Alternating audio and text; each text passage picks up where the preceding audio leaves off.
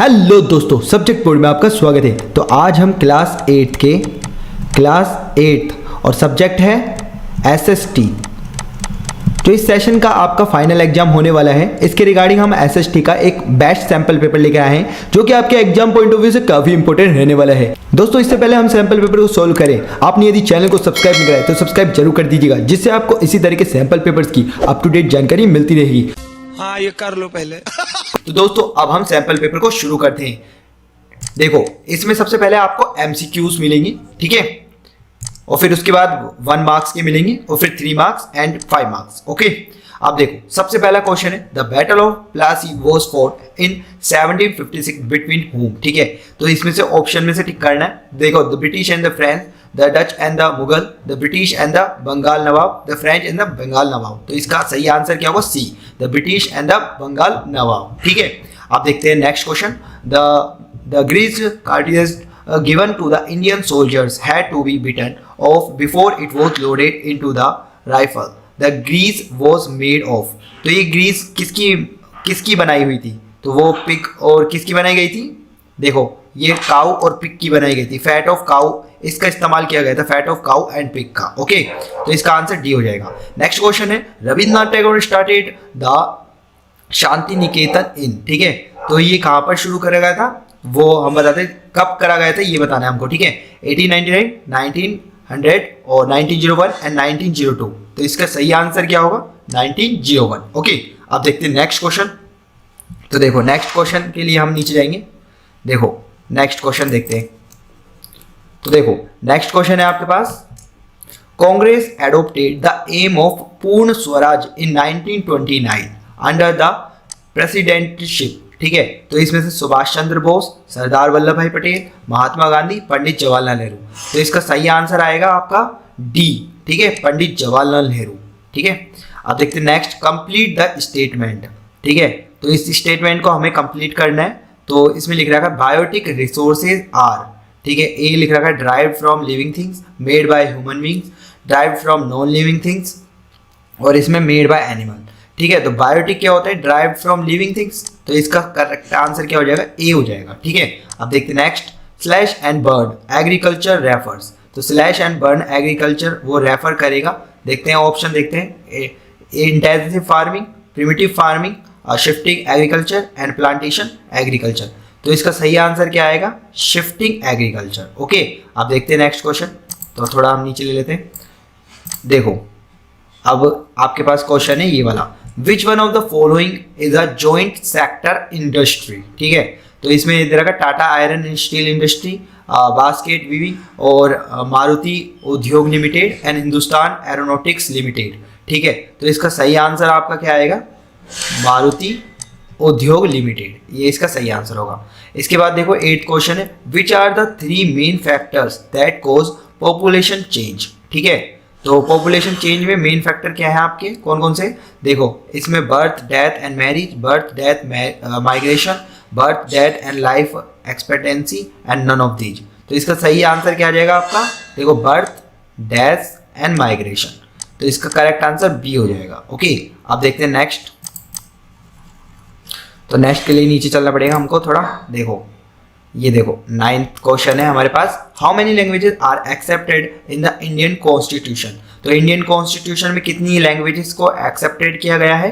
तो वो सही आंसर है 22। ठीक है, ये आपको फैक्ट है, ध्यान रखना है। ठीक है, अब नेक्स्ट क्वेश्चन है, देखो ये वाला।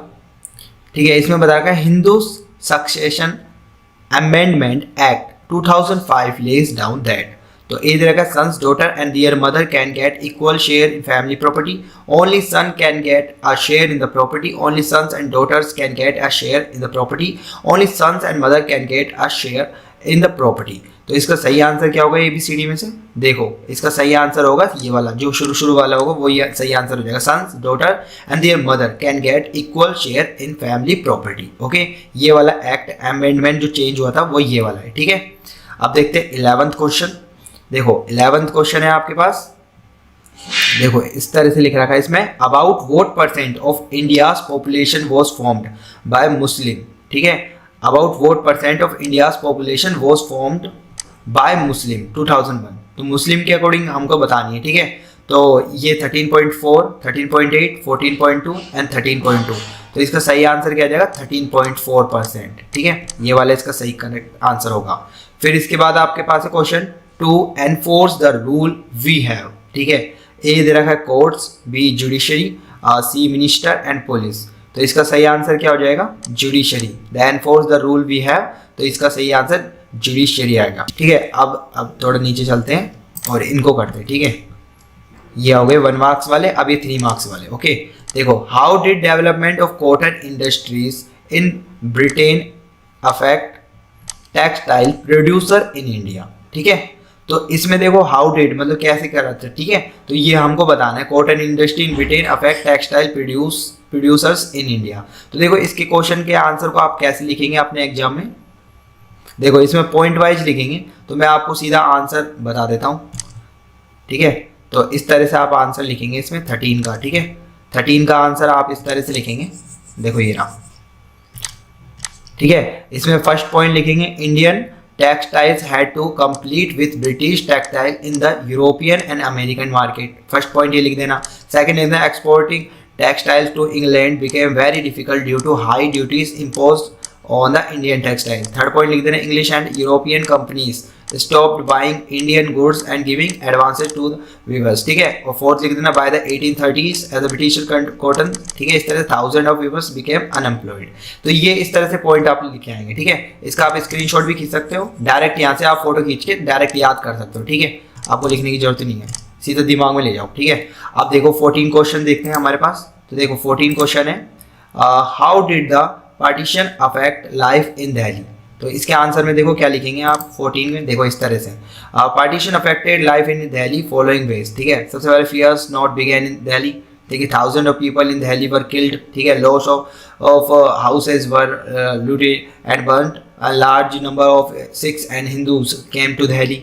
ठीक है, इस तरह से आप ये सारे पॉइंट्स लिख देंगे अपने एग्जाम में। ठीक है, ठीक है, अब देखते हैं नेक्स्ट क्वेश्चन 15। देखो why did the British preserve official document, कैसे क्यों करा था ब्रिटिश प्रिजर्व ऑफिशियल डॉक्यूमेंट को, तो वो बताना है। तो यहाँ से आप नोट कर लेना, ये देखो पहला सेकंड थर्ड पॉइंटों में लिख दिया। ठीक है, the British preserve the important official document because these served as record of what the officials thought, what they were interested in and what they wished for. ठीक है, पहला ये हो गया। सेकंड वाला लिखना according to the British writing was more important than speaking as the document in archives and museums can be utilized for reference at the much later period whenever required for the purpose of studying and debating. ठीक है, third point लिख देना these can also serve as an information or proof of any decision or action taken earlier on some matter. ठीक है, इस तरह से 3 point लिख देंगे आप। ओके, अब देखते हैं नेक्स्ट क्वेश्चन। देखो 16 on what ground did Rabindranath Tagore criticise the paintings of Raja Ravi Varma. ठीक है, तो इसमें आप क्या लिखेंगे, देखो ये रहा, इसमें भी आप पॉइंट वाइज लिख देंगे। तो Raja Ravi Varma master of the western act of the oil painting and realistic life study but painted the themes based on Indian mythology. Rabindranath Tagore rejected this art of Ravi Varma का। ओके, तो इसमें पहला आपका इसमें लिखना है according to him Ravi Varma art was imitative and westernised. ठीक है, इसमें सेकंड लिखना Rabindranath Tagore declared that such a style was unsuitable for depleting the nation's ancient myths and legends. ठीक है, और थर्ड पॉइंट यहाँ से लिख देना Rabindranath Tagore felt that a genuine Indian style for painting had to draw inspiration from non-Western art tradition and try to capture the spiritual essence. ठीक है, इस तरह से आप ये रविन्द्रनाथ टैगोर का इसमें लिख सकते हो 16 का आंसर। ओके, अब देखते हैं 17। देखो क्वेश्चन है explain briefly the terms resource conservation and sustainable development. तो इसमें आप क्या लिखेंगे, ब्रीफली बताना है आपको, तो ये बता देना। देखो रिसोर्स कंजर्वेशन में लिखेंगे means using resource carefully and giving them time to get renewed. ठीक है, टाइम लिमिटेड करना है आपको। और इसमें सस्टेनेबल डेवलपमेंट में balancing the need the use of resources at present and also conserving them for the future is called the sustainable development. ये वाला आप लिख देंगे। ठीक है, इस तरह से इन दोनों का लिख देंगे। अब देखते हैं 18 क्वेश्चन। तो 18 on the basis of raw material describe any 3 types of industries with examples. तो इसमें आप 18 में लिखेंगे, देखो agro based industry, mineral based industry and forest based industry. तो यहाँ से आप नोट कर सकते हो। ठीक है, 19th क्वेश्चन है what would be the shape of the population pyramid be if the country has both high birth rate and high death rate। ठीक है। तो इसमें आप लिखेंगे, देखो यहाँ से नोट कर लेना, फर्स्ट पॉइंट ये रहा, a country that has high birth rate and high death rate will have a population pyramid that is broad at the base and reply narrow towards the top. Second वाला point यहाँ से निकलेंगे, this is because although large number of children are born, a large percentage of them die in their infancy. Few become adult and very few reach the old age. ठीक है।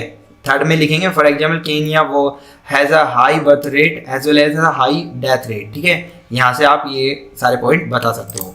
अब देखो 20 question है, who is the prime minister, what role does he play in the functioning of the country. तो prime minister की हमें बताना है कौन होता है प्राइम मिनिस्टर और उसकी फंक्शनिंग क्या होती है। तो देखो यहाँ से लिख देंगे 3 पॉइंटों में, the prime minister is leader of the ruling party in Lok Sabha. Okay, first point हो गया। From the MPs who belong to his party, the prime minister selected minister to work with him to implement decisions. Second ये हो गया। Third ये लिखने, these ministers take charge of different areas of government functioning such as health, education, etc. तो मतलब वो control करता है। ठीक है, इस तरह से। अब देखते हैं नेक्स्ट। तो नेक्स्ट क्वेश्चन है आपके पास, what would be the shape of population pyramid be। ठीक है, ये तो हो गया आपका, 20 भी हो गए। ठीक है, अब आपको 21 वाला बताना है, describe the functions of judiciary। Judiciary के फंक्शंस क्या होते हैं तो वो देखते हैं। तो इसमें आपका जुडिशरी के फंक्शन देखो, डिस्प्यूट रिजोल्यूशन, ठीक है, जुडिशियल रिव्यू और upholding the law and enforcing fundamental right. अब इनके बारे में एक्सप्लेन कर देंगे थोड़ा थोड़ा। ठीक है, इस तरह से आप देख सकते हो। ठीक है, वीडियो पॉज करके आप इसको पढ़ लेना। ठीक है, आप देखते हैं 22।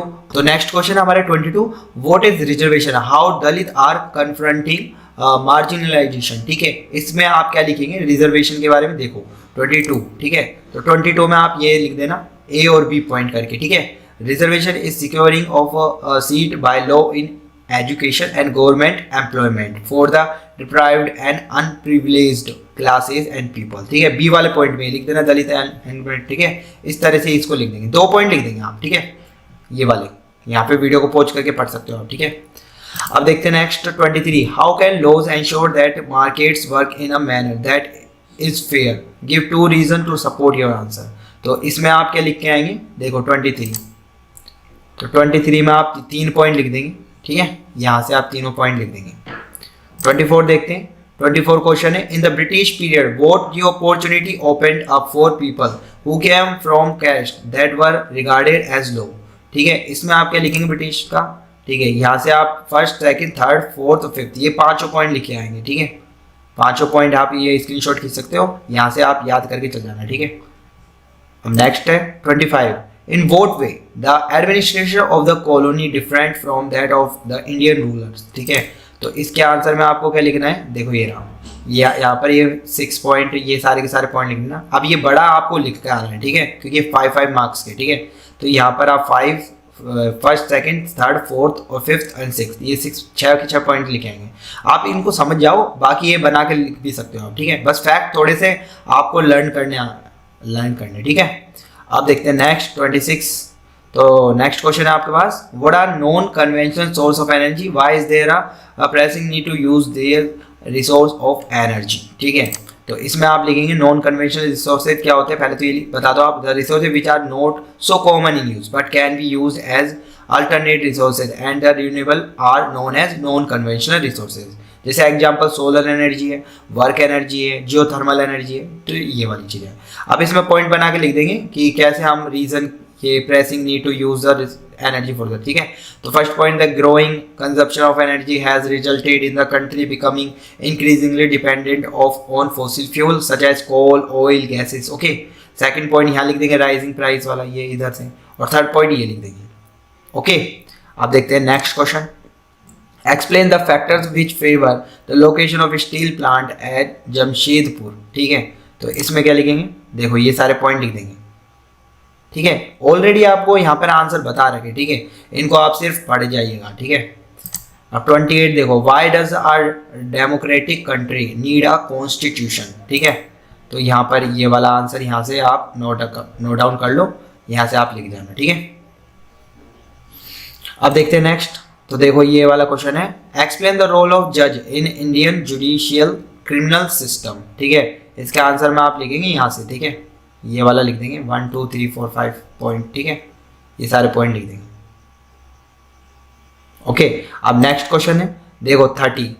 On the given political map of India mark the two major centres of the weaving the existent in late 18th century. ठीक है, तो इसमें देखो फर्स्ट में आप टू से producing regions during the British period was, इसमें एक तो अहमदाबाद है आपका और एक कैलकाटा है। ठीक है, अहमदाबाद और कैलकाटा, तो यहाँ पर आप मार्क कर देंगे, एक तो कैलकाटा ये रहा। ठीक है, इधर आप मार्क कर सकते हो ना, देखो यहाँ पर कैलकाटा। ठीक है, और एक आपका क्या है यहाँ पर अहमदाबाद, अहमदाबाद यहाँ पे मार्क कर देंगे। सेकंड वाला जो इसका पार्ट है ना, सेकंड वाले में क्या पूछा था हमसे, देखो ये ना, on the same map mark any 3 major mica producing state. तो माइका प्रोड्यूसिंग जो आपके स्टेट से, एक तो आपका राजस्थान बता देना यहाँ से, ये राजस्थान हो गया। ठीक है, एक आपका ये बिहार हो गया। ठीक है, एक आपका झारखंड हो गया। ठीक है, तो ये 3 आपके माइका प्रोड्यूसिंग है। ठीक है, और ये 2 आपके क्या हैं, 2 आपके यहाँ पे ये कैलकाता ये वाले। ठीक है, ये प्रोड्यूसिंग एजेंट है। ठीक है, ये प्रोड्यूसिंग है। तो उम्मीद करता हूँ दोस्तों आपको ये सैंपल पेपर का सॉल्यूशन काफी इन्फॉर्मेटिव लगा। ऐसे ही इन्फॉर्मेटिव सैंपल पेपर के सॉल्यूशन पाने के लिए आज ही चैनल को सब्सक्राइब कीजिएगा और बेल आइकन के बटन को दबाना ना भूलिएगा, जिससे आपको इसी तरह के सैंपल पेपर्स की अप टू डेट जानकारी मिलती रहेगी। तो दोस्तों हम फिर से मिलेंगे, बाय बाय।